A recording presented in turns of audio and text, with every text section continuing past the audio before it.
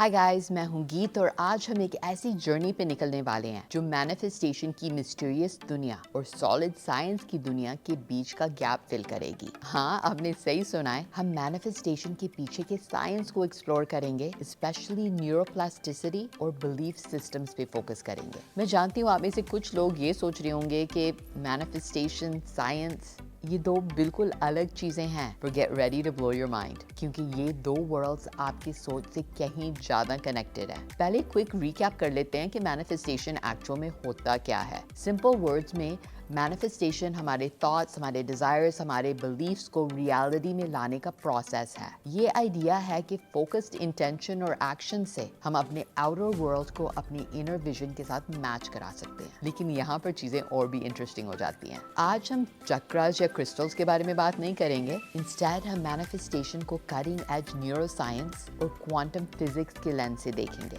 हम एक्सप्लोर करेंगे कि कैसे हमारा ब्रेन हमारे थॉट के रिस्पॉन्स में चेंज होता है, कैसे हमारी बिलीफ्स हमारी रियलिटी को एक्चुअल में शेप करती हैं और कैसे क्वांटम मैकेनिक्स की वियर्ड वर्ल्ड शायद एक्सप्लेन कर सकती है कि मैनिफेस्टेशन क्यों काम करती है। इस जर्नी के एंड तक आपको मैनिफेस्टेशन के प्रैक्टिस के पीछे के साइंटिफिक प्रिंसिपल्स की डीप अंडरस्टैंडिंग होगी और इससे भी इम्पोर्टेंट, आपके पास अपने मैनिफेस्टेशन को बूस्ट करने के लिए साइंस बेस्ड टेक्निक्स होंगे। तो चाहे आप एक स्केप्टिक हो जो सॉलिड फैक्ट्स ढूंढ रहे हैं या एक मैनिफेस्टेशन प्रो हो जो कैसे के पीछे क्यों जानना चाहता है, स्टे ट्यून्ड, ये एक माइंड ब्लोइंग राइड होने वाली है। चलो स्टार्ट करते हैं एक ऐसे कॉन्सेप्ट के साथ जिसने ब्रेन के बारे में हमारी अंडरस्टैंडिंग को कंप्लीटली चेंज कर दिया है, न्यूरोप्लास्टिसिटी। इस फैंसी टर्म से घबराओ मत, ये एक्चुअली एक बहुत ही सिंपल आइडिया है जिसके मैनिफेस्टेशन के लिए बहुत डीप इम्प्लीकेशंस हैं। तो न्यूरोप्लास्टिसिटी एग्जैक्टली है क्या? सिंपल वर्ड्स में ये ब्रेन को खुद को चेंज करने और रिकग्नाइज करने की एबिलिटी है by creating new neural connections. Long time तक साइंटिस्ट का मानना ये था कि बचपन में ही ब्रेन फिक्स हो जाता है। आपने वो सेइंग सुनी होगी, you can't teach an old dog new tricks. लेकिन पिछले कुछ डेकेड्स के रिसर्च ने इस आइडिया को कंप्लीटली टर्न कर दिया है। अब हम जानते हैं कि हमारा ब्रेन पूरी लाइफ प्लास्टिक यानी चेंजेबल रहता है। हर बार जब आप कुछ नया सीखते हो, किसी स्किल का प्रैक्टिस करते हो या इवन जस्ट एक थॉट सोचते हो, आप अपने ब्रेन के फिजिकल स्ट्रक्चर को चेंज कर रहे होते हो। ये ऐसा है कि जैसे आपका ब्रेन एक नेवर एंडिंग कंस्ट्रक्शन साइट है जो कॉन्स्टेंटली न्यूरॉन्स के बीच नए रोड्स, नए हाईवेज बना रहा है। अब यहाँ मैनिफेस्टेशन के लिए बहुत एक्साइटिंग हो जाता है। इसका मतलब जब आप अपने गोल्स को विजुअलाइज करते हो, अपने डिजायर्स को अफर्म करते हो या पॉजिटिव आउटकम्स पे फोकस करते हो, तो आप सिर्फ फैंटेसी में एंगेज नहीं कर रहे हो, आप लिटरली अपने ब्रेन को रीवायर कर रहे हो। आइए इसे ब्रेक डाउन करते हैं। 1,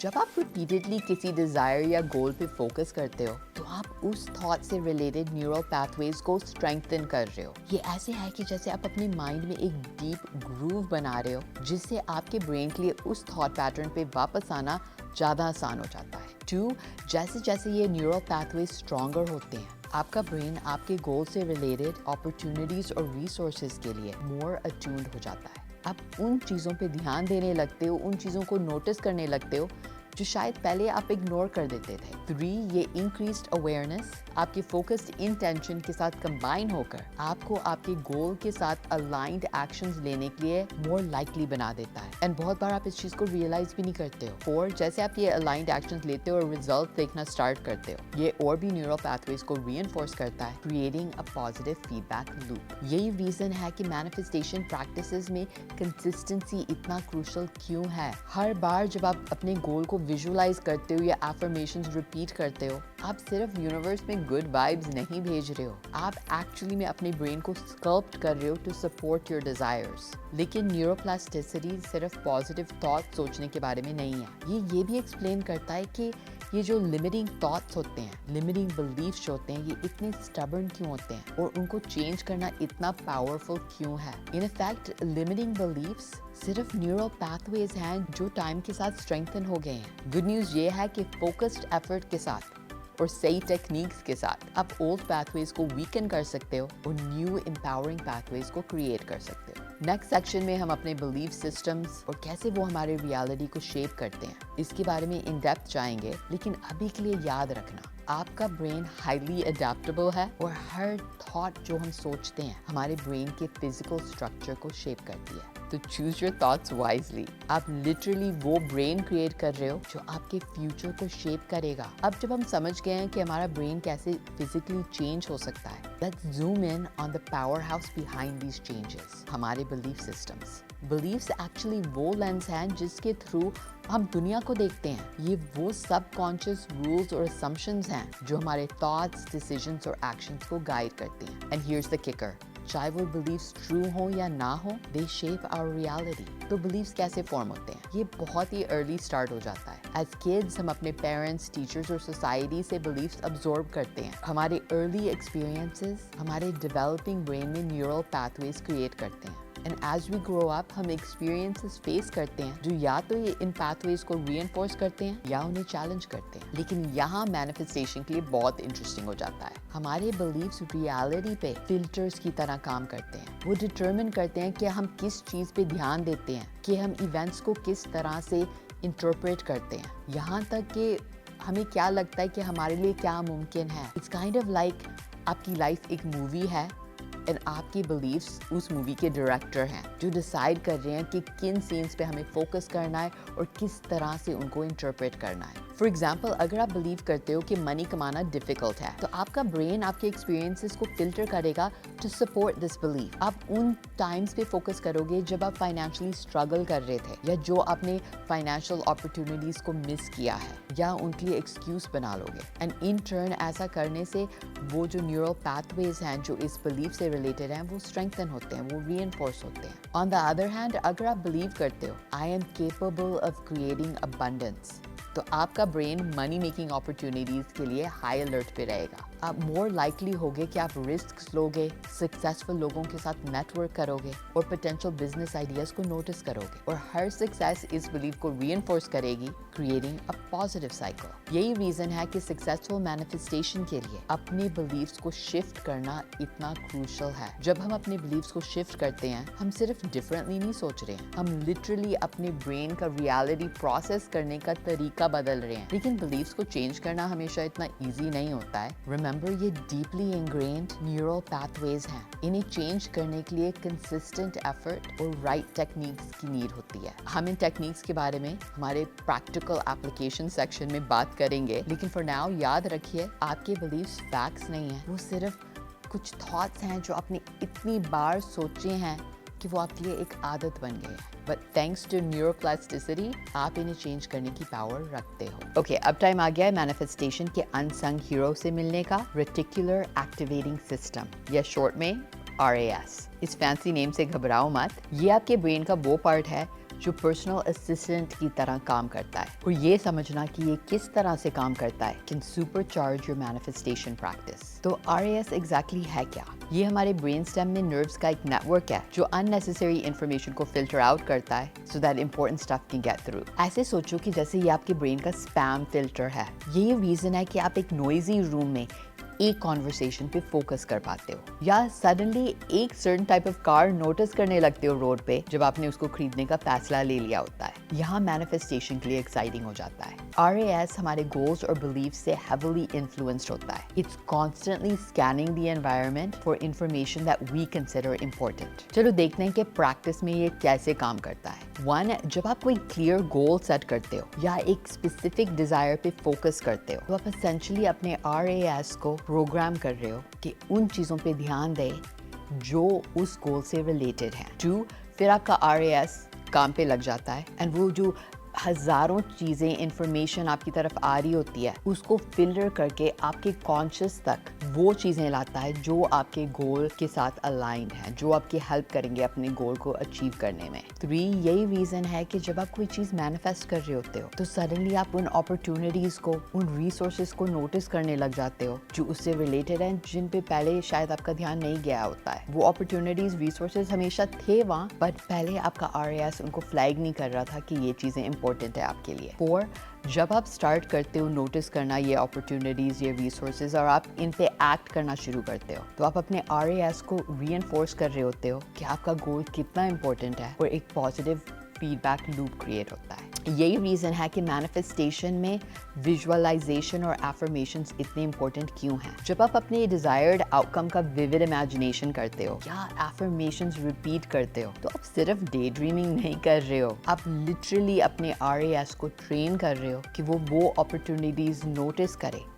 जो आपके गोल्स के साथ अलाइंड है। लेकिन हियर्स द कैच, आपका RAS ये जज नहीं करता है कि आपके गोल्स पॉजिटिव हैं या नेगेटिव हैं। वो सिर्फ आपके अटेंशन में वो चीज़ें लाता है जो उन गोल्स से अलाइंड है। यही रीज़न है कि नेगेटिव सेल्फ टॉक बहुत हार्मफुल हो सकता है। अगर आप कॉन्स्टेंटली अपने आप से कह रहे हो मैं गुड इनफ नहीं हूँ, तो आपका RAS फेथफुली आपको उन चीज़ों पे आपका ध्यान डालेगा, वो सारा एविडेंस आपके सामने लाएगा जो इस बिलीफ को सपोर्ट करते हैं। बट गुड न्यूज़ ये है कि आप कॉन्शियसली अपने RAS को रीडायरेक्ट कर सकते हो, क्लियर और पॉजिटिव गोल्स सेट करके और कॉन्स्टेंटली उन चीज़ों पे फोकस करके जो आप चाहते हो, ना कि जो आप नहीं चाहते हो। आप अपने RAS को ट्रेन कर सकते हो that it can become a powerful ally in your manifestation practice. तो नेक्स्ट टाइम जब आप अपने गोल्स को विजुअलाइज कर रहे हो या आप अपने एफर्मेशंस को रिपीट कर रहे हो, रिमेंबर कि आप सिर्फ यूनिवर्स में गुड वाइब्स नहीं सेंड कर रहे हो, आप लिटरली अपने ब्रेन को प्रोग्राम कर रहे हो कि वो अपॉर्चुनिटीज, वो रिसोर्सेज नोटिस करे जो आपको आपके डिजायर्स मैनिफेस्ट करने में मदद करेंगे। अब let's dive into some really mind bending territory, quantum physics की वर्ल्ड। अब आप सोच रहे होंगे सब एटॉमिक पार्टिकल्स का स्टडी का मैनिफेस्टेशन से क्या लेना देना? Well, hold on to your hats, क्योंकि द आंसर शायद आपके माइंड को ब्लो कर देगा। बेसिकली क्वांटम फिजिक्स रिवील करता है कि ये यूनिवर्स हमारी अंडरस्टैंडिंग से कहीं ज़्यादा weird और flexible है। Here are some key concepts that relate to manifestation. 1. Observer effect. Quantum experiments में scientists ने discover किया है कि simply एक particle को observe करने से उसका behavior change हो सकता है। This suggests that consciousness itself can influence physical reality. 2. Superposition. Quantum particles एक साथ multiple states में exist कर सकते हैं until they're observed. This points to the idea कि multiple potential realities exist कर सकते हैं एक साथ जब तक एक को चूज नहीं किया जाता है ऑब्जर्वेशन के थ्रू। 3. एंटेंगलमेंट। पार्टिकल्स इस तरह से कनेक्टेड हो सकते हैं कि एक स्टेट इंस्टेंटली दूसरे को अफेक्ट करती है, no matter how far apart they are. This suggest कि यूनिवर्स में एक बहुत ज़्यादा डीप इंटरकनेक्टेडनेस है। अब ये सब कुछ मैनिफेस्टेशन से कैसे रिलेट करता है? वेल, अगर कॉन्शियसनेस रियलिटी को इन्फ्लुएंस कर सकता है एक क्वांटम लेवल पे, अगर मल्टीपल पोटेंशियल रियलिटीज को एग्जिस्ट कर सकती हैं, तो मे बी सच में our thoughts and intentions can actually shape the reality we experience. कुछ थियरिस्ट्स सजेस्ट करते हैं कि जब हम डीपली एक डिजायर पे फोकस करते हैं, हम बेसिकली पोटेंशियल रियलिटीज के वेव फंक्शन को कोलैप्स कर रहे हैं, एंड इससे जो हमारा डिजायर्ड आउटकम है वो हमारे फिजिकल एक्सपीरियंस में मैनिफेस्ट होना ज़्यादा लाइकली है। क्या एक प्रूवन फैक्ट है? नहीं, एंड हमें कॉशियस होना चाहिए about drawing a too direct line between quantum effect and macroscopic reality. But इससे ना बहुत ज़्यादा फैसिनेटिंग पॉसिबिलिटीज ओपन अप होती हैं about the nature of reality and हम उसको शेप करने में क्या रोल प्ले करते हैं। At the very least quantum physics हमें रिमाइंड कराता है कि ये यूनिवर्स बहुत ज़्यादा कॉम्प्लेक्स है एंड इंटर रिलेटेड है जितना हम सोच भी नहीं सकते हैं। एंड इट फोर्सेस अस कि हमें फिर सोचना चाहिए कि एक्चुअली में क्या पॉसिबल है, एंड शायद हमारा कॉन्शियस लेवल, हमारे कॉन्शियस थॉट हमारे रियलिटी को शेप करने में ज़्यादा बड़ा रोल प्ले करते हैं। अब जब हमने थियोरेटिकल बैकड्रॉप को कवर कर लिया है, लेट्स गेट प्रैक्टिकल। हम इस साइंटिफिक अंडरस्टैंडिंग को कैसे अप्लाई कर सकते हैं कि हम अपने मैनिफेस्टेशन प्रैक्टिस को एनहांस कर सकें? कुछ science based techniques. 1. Visualization with sensation. जब आप अपने गोल्स को विजुअलाइज कर रहे हो, जितने ज़्यादा सेंसेस को आप इन्वॉल्व कर सकते हो ना, करो। इससे आपके ब्रेन के और भी हिस्से एक्टिवेट होते हैं कि वो वाले न्यूरल पाथवेज भी स्ट्रेंथन हो। तो आप अपने गोल को सिर्फ देखो मत, उसे महसूस करो, उसे सुनो, उसे स्मेल करो, उसे चखो। 2. Emotionally charged affirmations. जब आप एफर्मेशंस कर रहे हो ना, तो उनमें इमोशन डालो। इमोशन से न्यूरल कनेक्शंस भी स्ट्रेंथन होते हैं और आपके RAS को एक सिग्नल जाता है कि ये चीज़ आपके लिए कितनी इंपॉर्टेंट है। So don't just say I am successful. Success का प्राइड और जॉय फील करो जब आप बोलते हो। से I am successful. 3 mindfulness meditation. जब हम regularly mindfulness practice करते हैं तो हमारे brain में जो gray matters है ना, जो learning, memory and emotional regulation से connected है, वो increase होता है. इससे आप अपने goals पे ज़्यादा अच्छे से focus कर पाओगे और negative thoughts को suppress कर पाओगे. 4 gratitude journaling. जब आप regularly लिखते हो वो चीज़ें जिनके लिए आप thankful हो, तो आपका brain rewire होता है for positivity and आपका RAS भी उन चीज़ों पे ध्यान देने लगता है जो आपके एनवायरनमेंट में पॉजिटिव हैं. 5 body language. Powerful confident poses adopt करना एक्चुअली में आपके हार्मोन्स को चेंज कर सकता है और आपको ज़्यादा कॉन्फिडेंट फील करा सकता है. अपने गोल्स को विजुलाइज करने से पहले या एफर्मेशंस करने से पहले 2 मिनट के लिए पावर पोज ट्राई करो.